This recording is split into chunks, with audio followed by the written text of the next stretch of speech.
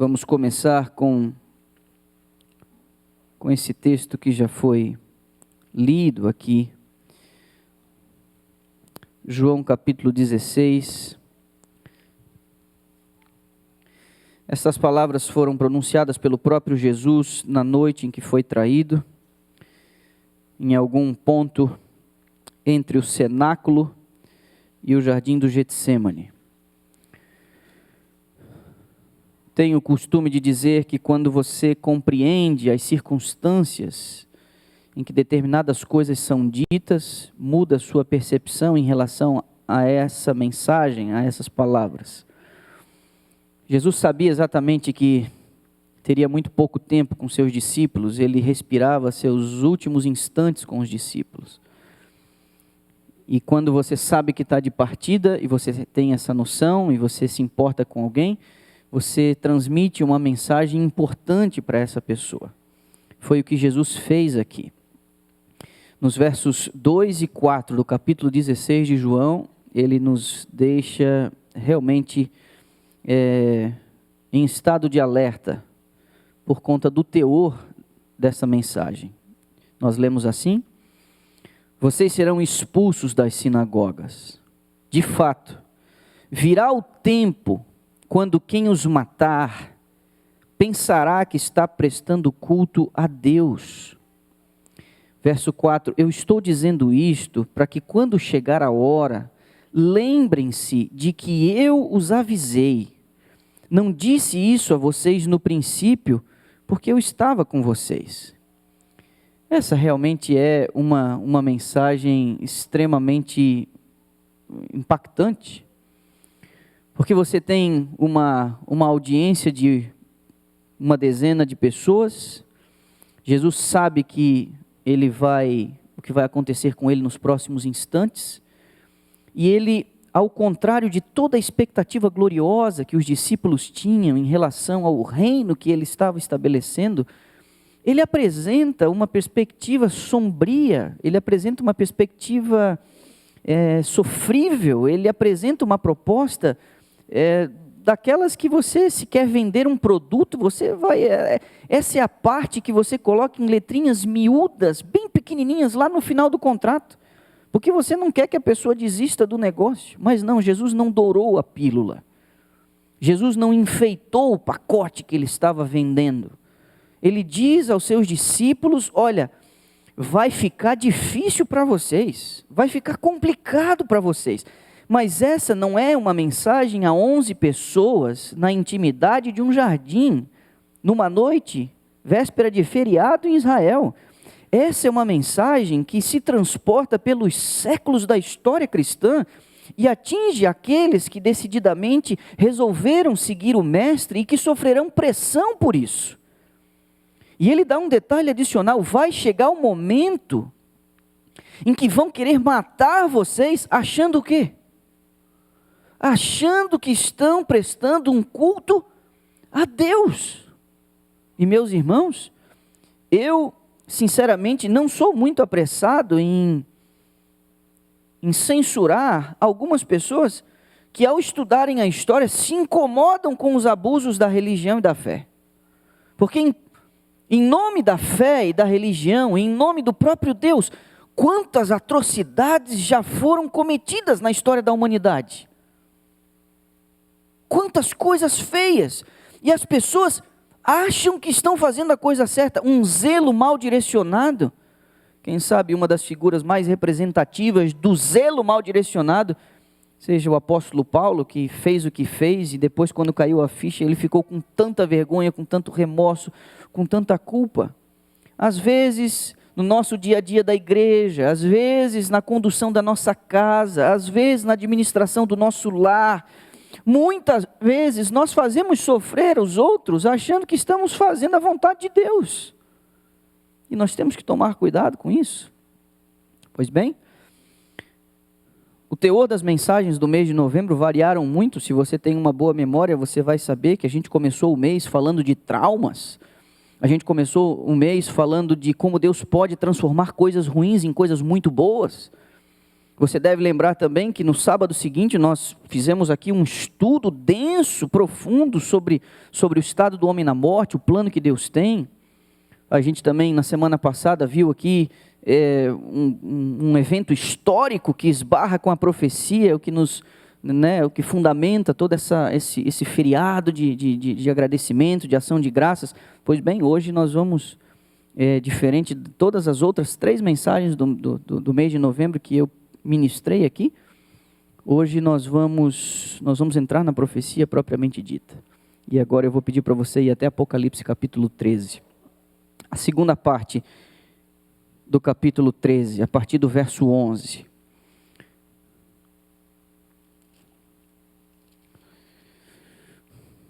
Apocalipse 13 é considerado o capítulo do anticristo. Aqueles que não estão familiarizados com a profecia, nós entendemos através dela que há uma luta entre o bem e o mal, e ela está atingindo o seu clímax de intensidade. Esta luta teve início no céu. O seu drama foi transportado para o planeta Terra, que é o palco atual desse conflito entre a luz e as trevas. Mas a Escritura Sagrada diz que este conflito terá um fim.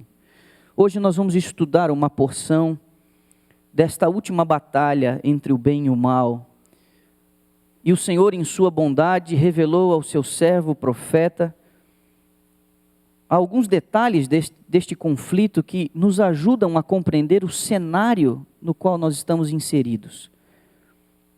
É um jeito de Deus entregar a você uma lente para que você consiga enxergar a realidade não apenas como o curso natural das coisas, mas que você se livre da miopia, da indiferença e compreenda e faça uma leitura dos fatos à luz da profecia.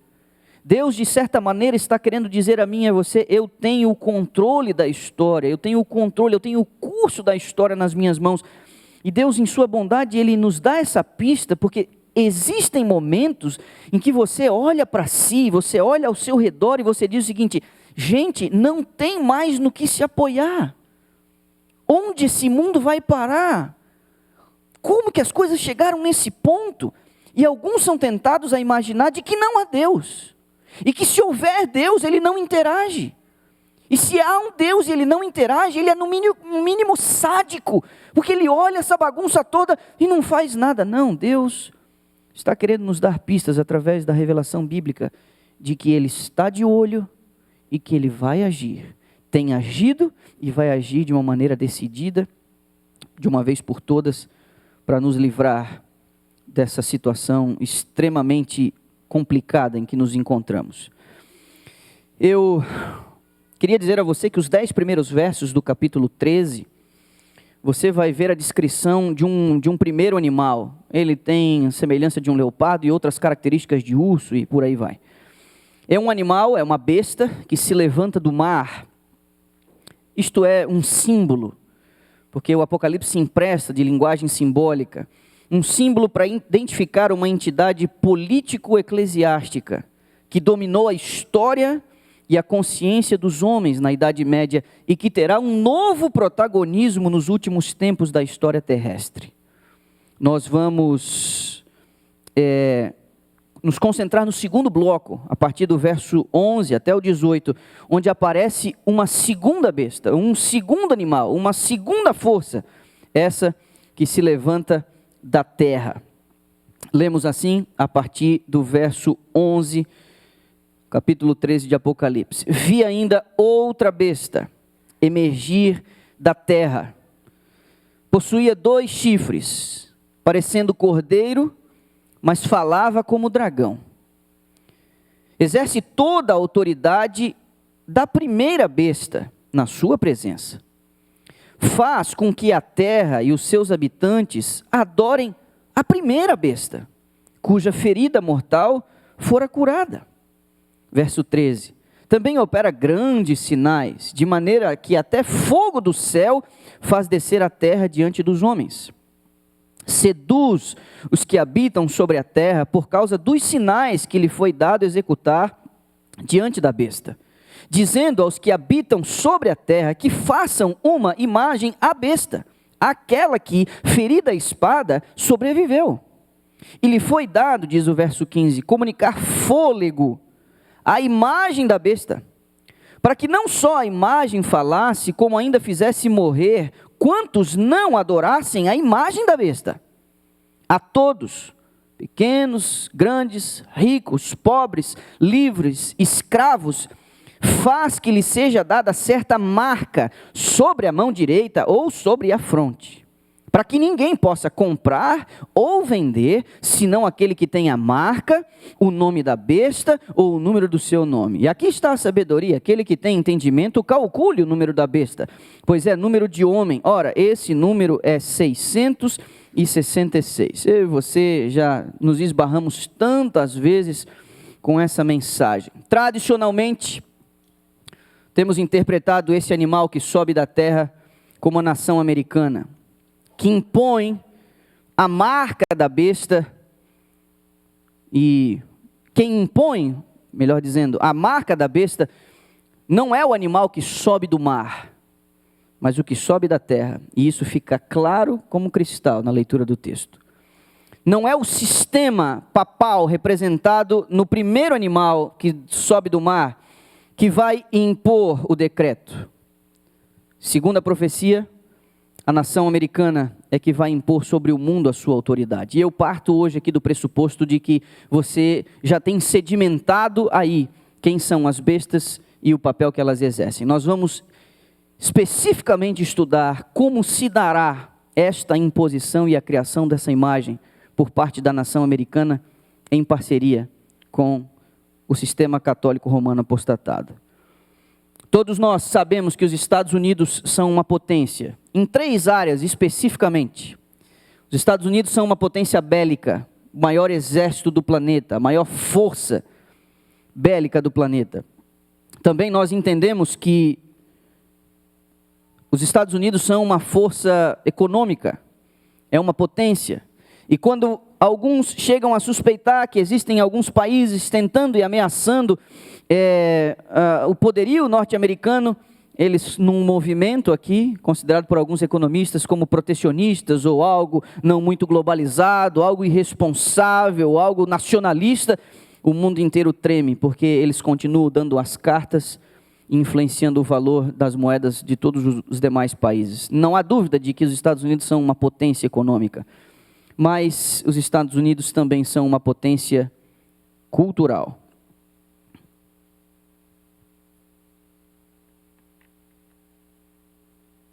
Uma potência cultural. Ela é a maior nação protestante do planeta.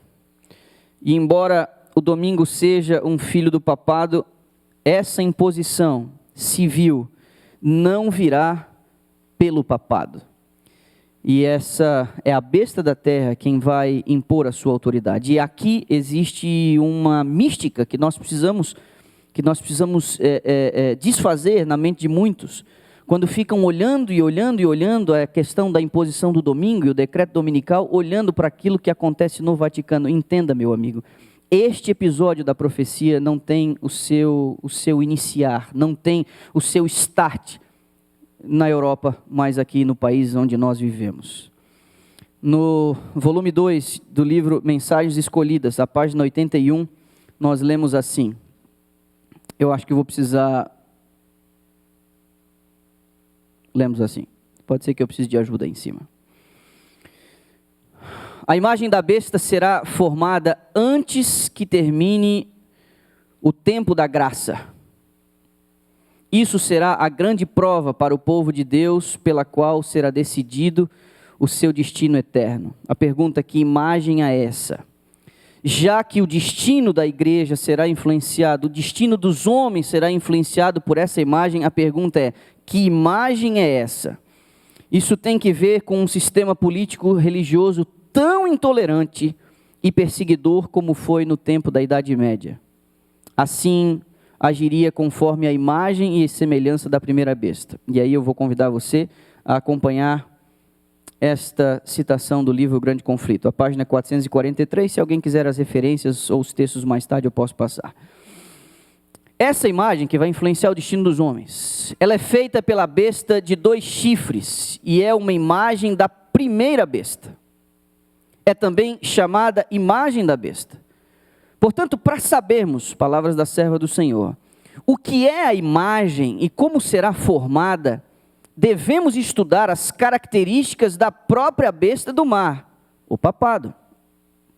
Quando se corrompeu a primitiva igreja, afastando-se da simplicidade do evangelho, aceitando ritos e costumes pagãos, perdeu o espírito e o poder de Deus, e para que pudesse governar a consciência do povo, procurou o apoio do poder secular. Antes de ir para a próxima frase, entenda. Há uma imagem sendo construída do segundo animal, e essa imagem que o segundo animal constrói é uma imagem do primeiro animal. E aqui nós estamos sendo aconselhados a entender como que isso se forma. A primeira coisa é o abandono do evangelho, e para manter o seu poder, se utiliza da relação com o poder secular. Disso resultou o papado. Uma igreja que dependia do poder do Estado e o empregava para favorecer os seus próprios fins, especialmente na punição da heresia. E eu faço um outro parêntese. Quando aquilo que a igreja exigia que fosse feito era descumprido pelos rebeldes chamados de hereges, a igreja se utilizava do poder secular, do poder civil, para punir estes que se rebelavam contra o seu poder e contra a sua orientação. Especialmente na punição da heresia. A fim de formarem os Estados Unidos o poder religioso, deve a tal ponto dirigir o governo civil que a autoridade do Estado também seja empregada pela igreja para realizar os seus próprios fins. E ela conclui esse pensamento: a imagem representa a forma de protestantismo apostatado que se desenvolverá quando as igrejas protestantes buscarem o auxílio do poder civil para a imposição dos seus dogmas. Volte aqui comigo e preste bastante atenção, você não pode perder o fio da meada. A imagem que será construída é a repetição da violência e da relação espúria entre igreja e Estado que houve na Idade Média. Isso irá se repetir segundo a profecia. É aí que se forma a imagem. Para entender o que é essa imagem da besta, que é o papado, a gente tem que entender essas características que foram colocadas nesse parágrafo, e eu agora queria apenas ressaltar aqui com você. Primeira característica é a união da igreja com o Estado civil. Isso aconteceu no passado, e essa imagem para se formar, isso deverá acontecer de novo. Segunda, a igreja usava a força do poder civil para impor suas leis e para controlar a consciência dos homens. E aqui é que eu queria que você gastasse um pouquinho da sua atenção. Domínio de consciência, controle de consciência, perda de liberdade, o maior de todos os benefícios concedidos à humanidade, neste último conflito entre o bem e o mal, isto estará sob ataque, sob forte ameaça, a consciência dos homens. Terceira, o papado atuava não como um poder essencialmente religioso, mas também como um poder civil. E você deve lembrar que reis assumiam tronos e eram destituídos pelo aval ou pela bênção da igreja romana. O controle, a influência que havia no sistema civil, no sistema comum secular. E quem discordava, é a quarta característica, eram considerados hereges, julgados e condenados pelo Estado. A pergunta é: o que seria formar nos Estados Unidos uma imagem do papado? Eu acho que vou precisar de alguém lá em cima para me ajudar. Marquinhos, você está aí? Hamilton, você fica lá para mim, por favor? Eu vou te dando aqui as orientações. Perdi a conexão aqui. Teria que haver nos Estados Unidos um sistema que impusesse, através do Estado, a imposição dos seus dogmas, desrespeitando a liberdade de consciência das pessoas. A pergunta é: como que isso poderia ser possível? Alguém aqui poderia imaginar que nós chegaríamos ao ponto de uma coisa como essa, de as pessoas serem ameaçadas para fazer determinadas coisas, para acreditar em determinadas coisas e serem punidas caso não fossem nessa direção. A revelação nos diz que isso ocorrerá quando a igreja protestante apostatada buscar o apoio do poder civil para impor os seus decretos sobre as pessoas. E quando elas desrespeitarem a consciência, estarão agindo de modo tão intolerante como agiu o papado na Idade Média. Aqui é que se forma a imagem da primeira besta. É criar um sistema que imite as características essenciais da primeira besta. As igrejas protestantes se unirão nos pontos que já lhes são comuns para pressionar o poder civil, tirando das pessoas a liberdade de consciência, impondo seus decretos, impondo seus dogmas. Como que elas vão fazer isso? Elas vão recorrer ao Estado para apoiar suas instituições religiosas e ao agirem assim estarão imitando o papado. Perceba a próxima citação também de O Grande Conflito na sequência do que ela diz. Quando as principais igrejas dos Estados Unidos, e nós estamos falando da maior nação protestante do planeta, a maior nação cristã do planeta, quando as principais igrejas dos Estados Unidos, ligando-se em pontos de doutrinas que lhes são comuns, influenciarem o Estado para que imponha seus decretos e lhes apoie as instituições, a América do Norte protestante terá então formado uma imagem da hierarquia romana e a aplicação de penas civis aos seus dissidentes será o resultado inevitável. Entenda, meu irmão, decreto dominical é coisa de protestante no fim da história humana, não é coisa de católico, diferente de muitos conceitos que nós temos absorvido ao longo de uma vida. Sim, a Igreja Católica trouxe para o cristianismo estes elementos pagãos, mas essa imposição civil de natureza universal é coisa de protestante, é coisa de crente. Essa é a grande reviravolta da profecia que nos choca profundamente. Como isso? Como o protestantismo, que surge especialmente no século XVI, fundamentado na liberdade de consciência e de culto, se tornará tão semelhante ao papado que é inimigo da liberdade de consciência. Essa é a grande reviravolta da profecia que deixa todo mundo de queixo caído. E aqui você não pode perder o fio da meada. São as igrejas protestantes norte-americanas que se unirão entre si em pontos de doutrina comum. Esse é o movimento ecumênico. Eles não precisam concordar em tudo. Eles não precisam fechar questão em todos os pontos de doutrina, mas existem pontos da doutrina que lhes são comuns e já será o suficiente para eles se unirem nessa aliança. Isso será compartilhado em outros lugares do mundo. Como você sabe, é muita moda imitar os Estados Unidos. Mas o sinal para os que creem é quando isso acontecer aqui nos Estados Unidos, ironicamente. Mas eu e você não podemos esquecer que isso precisa ser aprovado no Congresso Nacional. E aqui a gente tem que desmistificar um conceito muito difundido, mas que é no mínimo ingênuo. Como é que se formula uma lei? Pela vontade de um presidente? Não. O presidente, na função que ele exerce, ele é refém do Congresso, e você sabe disso, você acompanha a política. Tanto aqui quanto no Brasil, nas democracias, o presidente é refém do que acontece no Congresso, as duas casas legislativas, a Câmara dos Deputados e o Senado, que formam o Congresso. Isso precisa vir de lá. Ainda que o presidente tenha um grande poder no rumo das coisas, não é por sua vontade direta que isso vai acontecer. E a questão toda é, temos que olhar para o Congresso.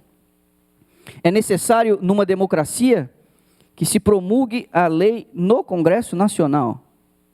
Perceba, porque a serva do Senhor também disse algo a esse respeito. Olha, a citação é de Eventos Finais, página 133. Quando nossa nação, e ela está falando dos Estados Unidos, em suas assembleias legislativas, promulgar leis que restringam a consciência das pessoas quanto aos seus privilégios religiosos, impondo a observância do domingo e exercendo poder opressor contra os que guardam o sábado do sétimo dia, a lei de Deus será por todos os efeitos invalidada em nosso país. E olha o que ela diz, e a apostasia nacional será seguida de ruína nacional. Você sabe que houve um movimento de leis dominicais na década de 80 do século XIX, que buscava promulgar decretos dominicais.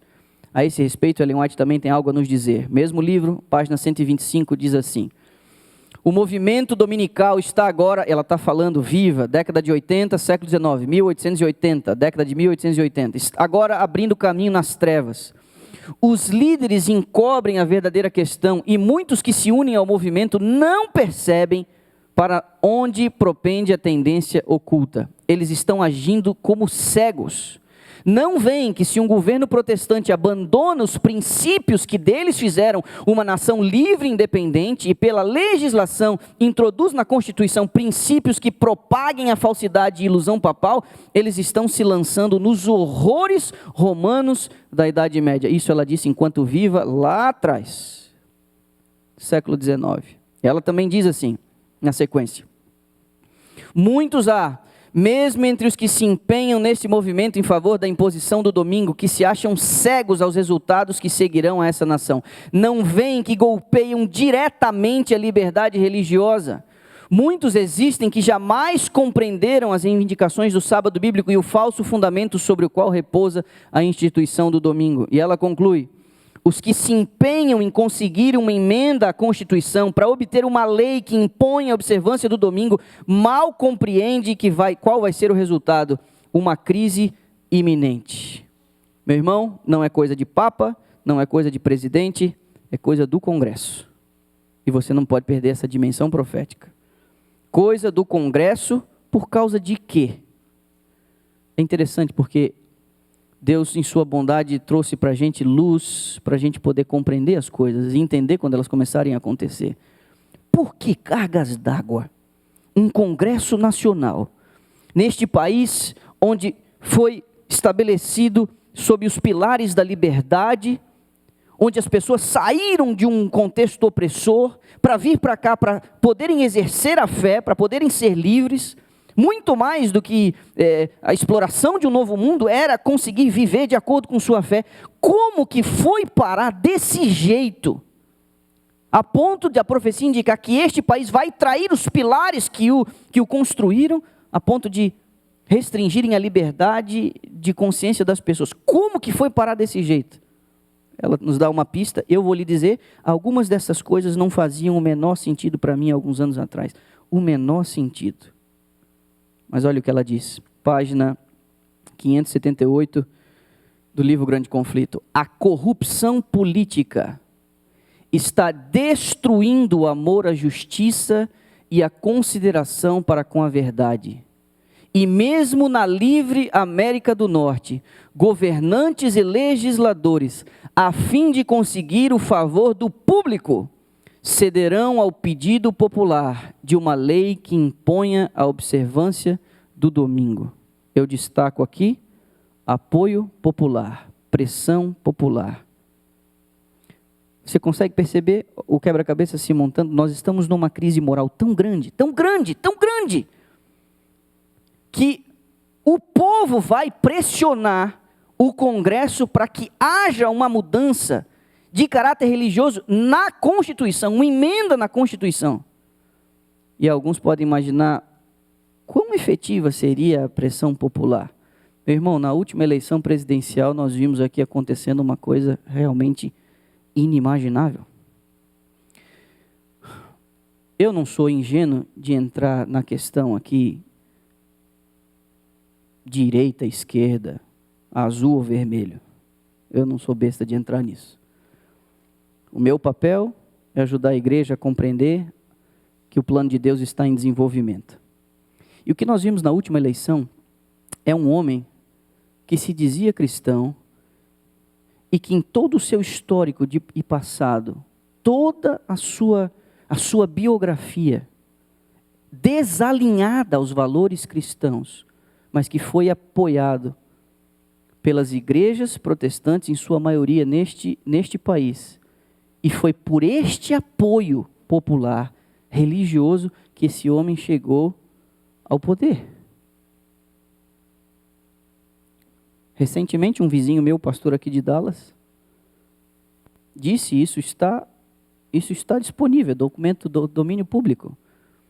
Antes de as pessoas considerarem a hipótese do atual presidente ganhar, este pastor, que perambulava com ele os 4 cantos desse país, num avião particular, disse a ele: você vai ganhar.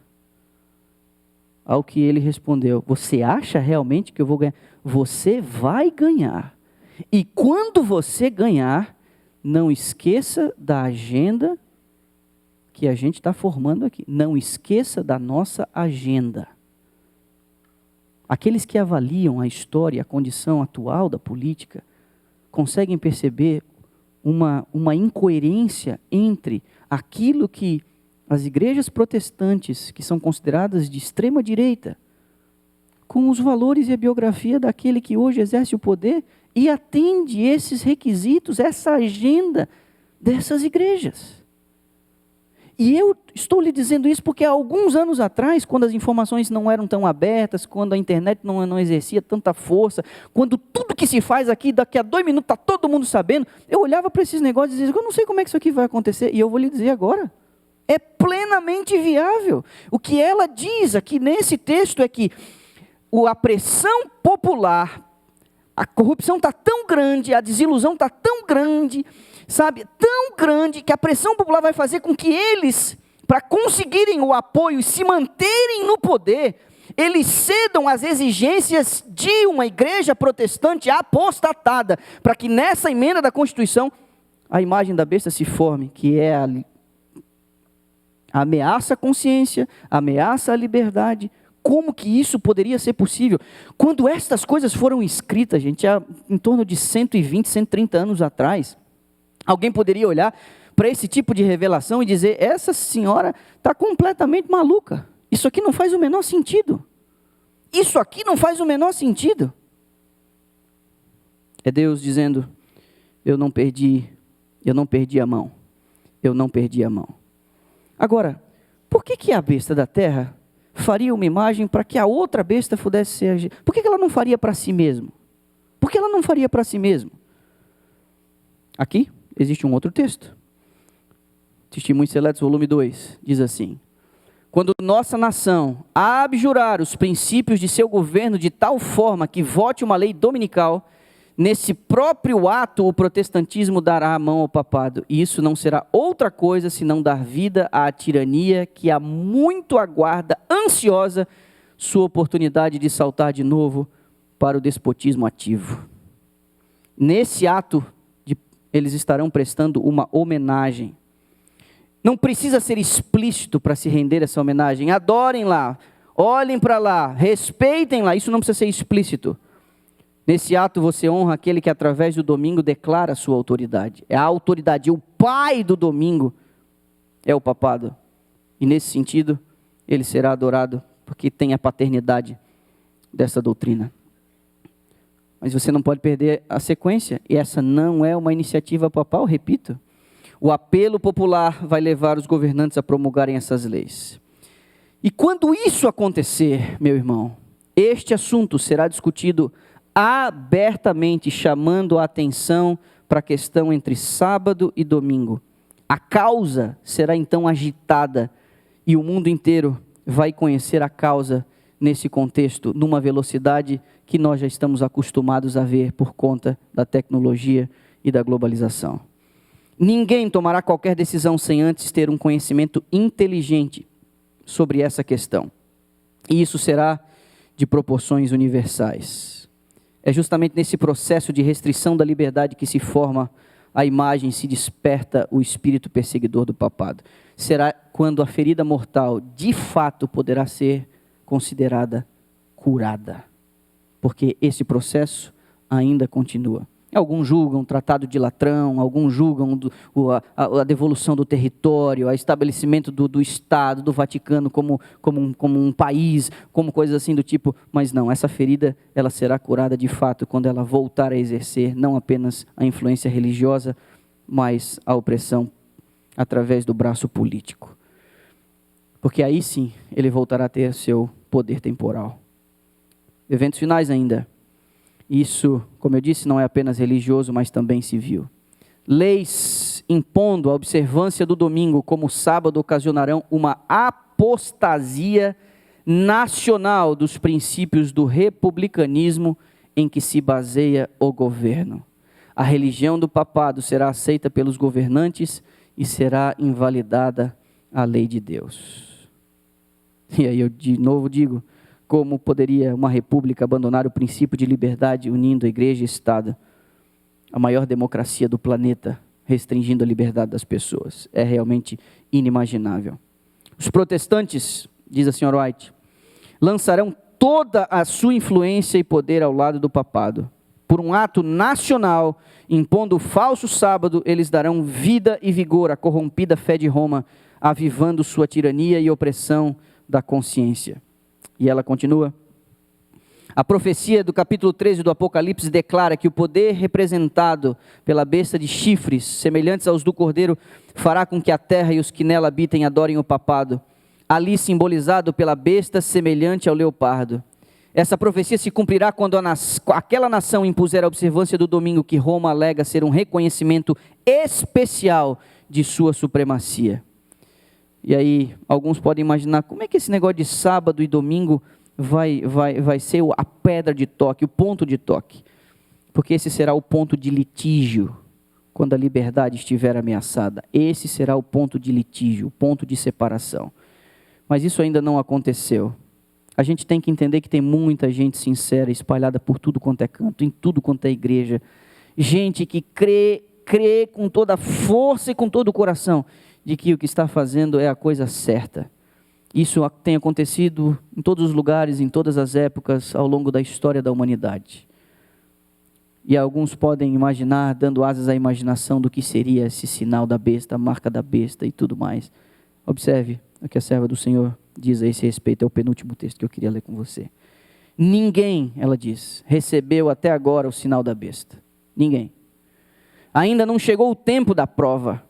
Há cristãos verdadeiros em todas as igrejas, inclusive na comunidade católico-romana.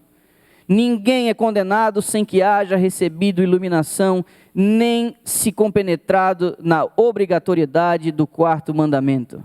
Mas quando for expedido o decreto, repare, que impõe o sábado espúrio, falso, e o alto clamor do terceiro anjo advertir os homens contra a adoração da besta e de sua imagem, será traçada com clareza a linha divisória entre o falso e o verdadeiro. Então os que ainda persistirem na transgressão, aí sim receberão o sinal da besta. Esse é um evento futuro. A gente não pode esquecer que Deus não julga apenas indivíduos. Deus julga governos e sistemas. No passado, os profetas serviram os interesses do Senhor. Muitas vezes esses profetas pronunciavam o juízo de Deus, explicando as razões do esgotamento da paciência divina. E eu queria que você fosse a Daniel capítulo 5, porque aqui há um claro paralelo entre o esgotamento da paciência de Deus antes da volta de Jesus e o que aconteceu na antiga Babilônia. Daniel capítulo 5, você conhece muito bem isso, e aqui nós vamos nos caminhando para o final. Daniel capítulo 5, observe, verso 17. Então respondeu Daniel e disse na presença do rei: os teus presentes fiquem contigo, e dá os teus prêmios a outra pessoa. Todavia, lerei ao rei a escritura e lhe farei saber a interpretação. Ó rei, Deus, o Altíssimo, deu a Nabucodonosor, teu pai, o reino e grandeza, glória e majestade. Por causa da grandeza que lhe deu, povos, nações, homens de todas as línguas, tremiam e temiam diante dele. Matava quem queria e a quem queria deixava com vida, a quem queria exaltava e a quem queria batia. Quando, porém, o seu coração se elevou e o seu espírito se tornou soberbo e arrogante, foi derribado do seu trono real e passou dele a sua glória. Foi expulso dentre os filhos dos homens, o seu coração foi feito semelhante ao dos animais. E aí eu vou dizer para você, é o verso 24, então da parte dele foi enviada aquela mão que traçou essa escritura. Esta, pois, é a escritura que se traçou, Mene, Mene, Tekel e Parsim. Esta é a interpretação daquilo. Mene, contou Deus o teu reino e deu cabo dele. Tekel, pesado foste na balança e achado em falta. Pérez, dividido foi o teu reino e dado aos medos e persas. Nós temos que entender que a paciência de Deus tem limite. E os Estados Unidos da América têm abusado da paciência do Senhor. Este país tem abusado da paciência do Senhor. No sábado passado conversamos sobre a bela história daquele povo que chega para poder exercer a fé, para poder exercer a liberdade nesse país sem a opressão de um poder político religioso que lhes impedia os movimentos. Este país foi fundamentado neste princípio de liberdade. Aqui você pode exercer a sua liberdade da forma como você imagina. Temos presenciado pelo menos as últimas 2 gestões presidenciais, quando eles dizem assim: este não é apenas mais um país cristão, este é um país, e aí faz aquela lista. De fato, eu posso dizer, esse país já não merece mais ser chamado de um país cristão. O cristianismo que se exerce aqui já não é mais um cristianismo, é um pós-cristianismo, é um cristianismo diluído, falso, é um cristianismo de meia tigela, é um cristianismo adocicado e moldado aos interesses e às vontades das pessoas. E este país é responsável pelo fato de os cristãos terem tão pouco prestígio e moral no Oriente, onde se espera que a luz ainda brilhe lá para a propagação do Evangelho. Este país está indo longe demais. Um pregador piedoso, alguns anos atrás, dizem que os Estados Unidos da América não têm um rei e uma rainha, pois eu lhes digo que tem. O seu rei é o esporte e a sua rainha é o entretenimento. Por conta dos prazeres, por conta das vontades, por conta dos seus gostos, as pessoas têm abandonado os princípios que fizeram essa nação tão próspera e tão poderosa. E o clímax disso é quando, por pressão popular, essa imagem for formada, onde a lei constitucional será afetada e alterada, impondo limites à consciência e à vida das pessoas. Meu irmão, posso estar falando isso aqui para você e você diz assim: isso aí é papo de igreja, sempre tem gente falando de profecia, é sempre um negocinho de YouTube que manda para cá, é sempre livinho que manda para lá, e você pode olhar isso aí tudo, e aí você já ouviu tanto, e aí você olha e diz o seguinte: rapaz, eu já sei como é que é isso aí.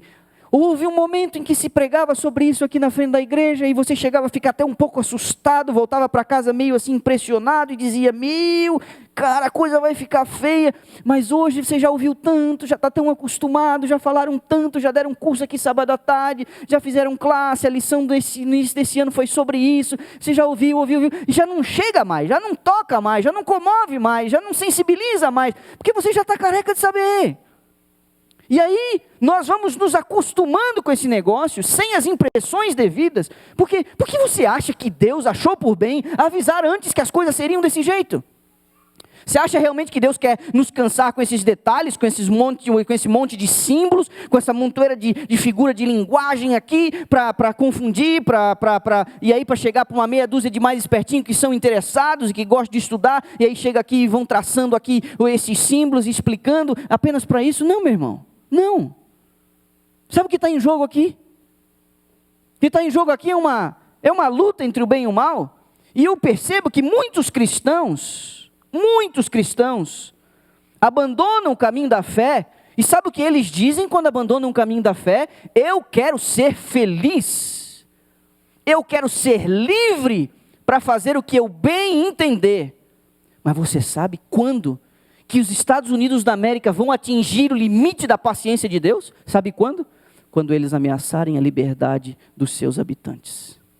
Essa liberdade que muitos que abandonam o caminho da fé dizem que estão exercendo e usufruindo, essa liberdade é uma falsa escravidão. E Satanás vai guiando os professos cristãos em direção à destruição, porque eles querem ser felizes, porque eles querem ser livres. Pois bem, esta nação trairá o princípio fundamental que a tornou essa potência: perda de liberdade, ameaça de consciência. E sabe o que vai acontecer quando esse dia chegar? Quando esse dia chegar, uma mão semelhante àquela da Babilônia que escreveu na parede, vai escrever nos registros celestiais. Quando essa nação der esse passo, uma mão se colocará a escrever no registro celestial: apostasia nacional. E aí o planeta estará maduro para os juízos de Deus. Este será o sinal Este será o sinal para os habitantes da terra, os que creem na revelação de Deus. E este será o sinal para os anjos do céu que estão se movimentando segundo os interesses do seu comandante. A apostasia nacional. Este país será pesado na balança e achado em falta.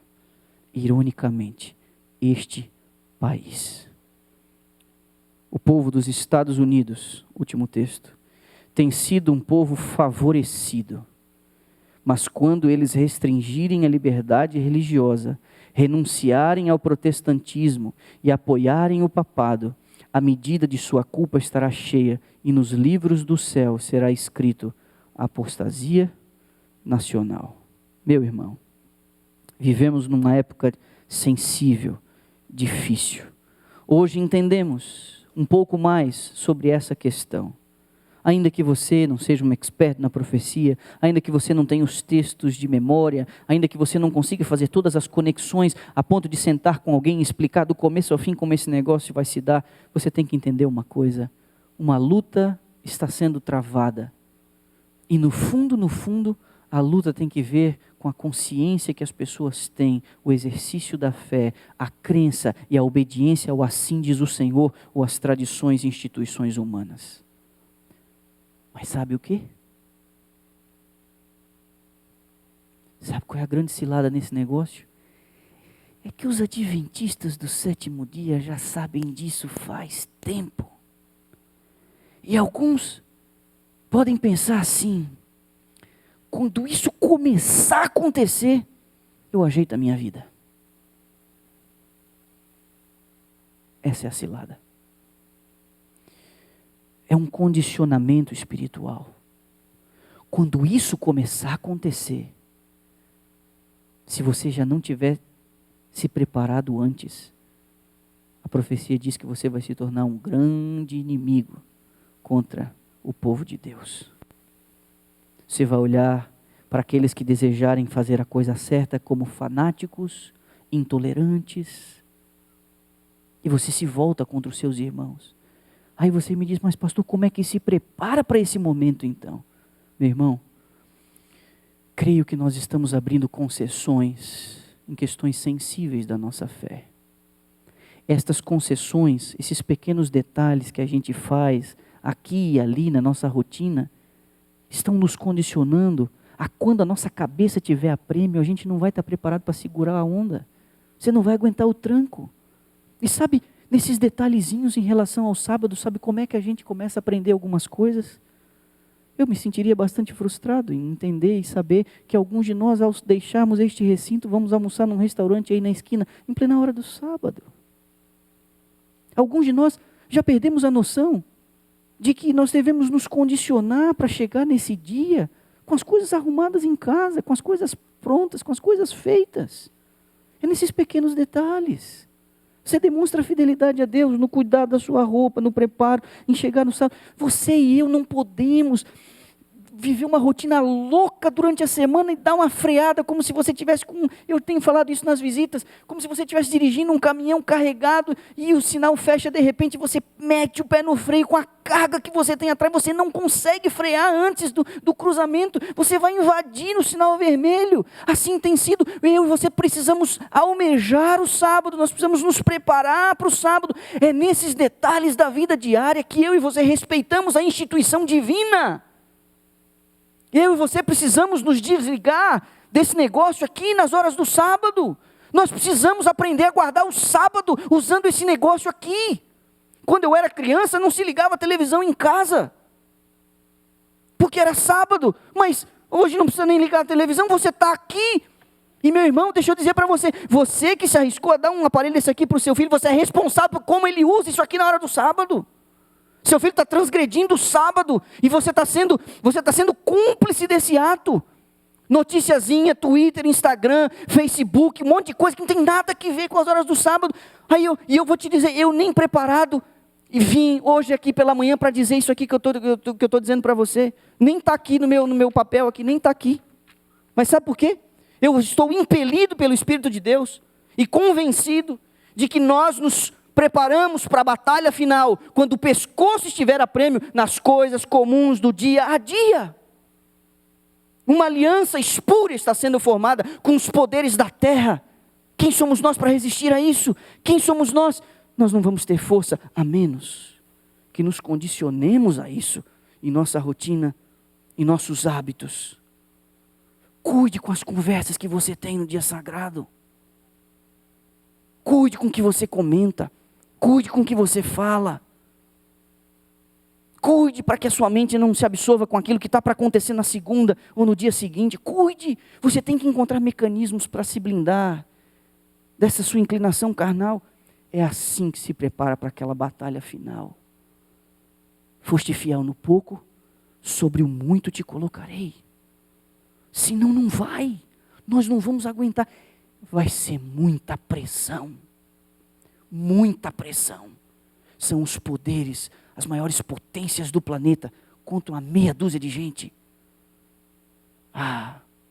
E é assim, meu irmão, na sua rotina, agora, nas coisinhas simples do agora, que você começa a despertar na consciência dos sinceros alguma coisa que eles estão às apalpadelas na escuridão tentando entender. Muita gente sincera nos observando. Nós não podemos dar razão para que as pessoas continuem no caminho da impiedade ou na escuridão. Você tem que dar um bom testemunho de sua vida. Isso engloba a sua rotina, a forma como você administra as suas coisas. Sim, esta batalha está para acabar. Jesus está voltando. Isso tem que ver com você. Haverá só 2 grupos, entenda. Nesta última batalha, 2 grupos. Não haverá 3, não haverá neutralidade. Haverá quem vai buscar a conveniência para poder manter a sua capacidade de exercer a sua cidadania. Comprar, vender, ir para lá, vir para cá. Outros estarão impedidos, ameaçados. Primeiro uma restrição que dificulta demais a sua vida. Depois a ameaça de morte. É assim que a profecia diz. E é assim que será.